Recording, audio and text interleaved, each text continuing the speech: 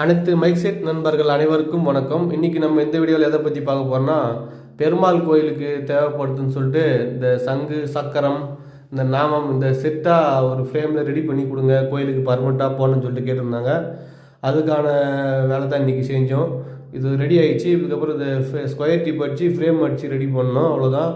அது மட்டும் இல்லாமல் நம்மக்கிட்ட இந்த முயல் தட்டி, நம்ம கொக்கு, நம்ம பூத்தட்டி, முயல் அன்னம், இது போன்ற எந்த தட்டி ஒன்றாலும் நாங்கள் சொன்னீங்கன்னா எந்த சைஸுக்கு வேணும்னு சொன்னீங்கன்னா அதேமாதிரி ரெடி பண்ணி கொடுத்துருவோம்.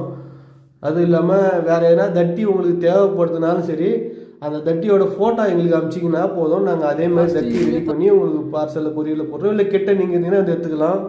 இதுமாதிரி வெல்கம், இந்த ரவுண்ட் வெல்கம் வருதுல, அந்த வெல்கம் தட்டி இதெல்லாம் லைட் ஏற்றி நாங்கள் வச்சுருக்குறோம்.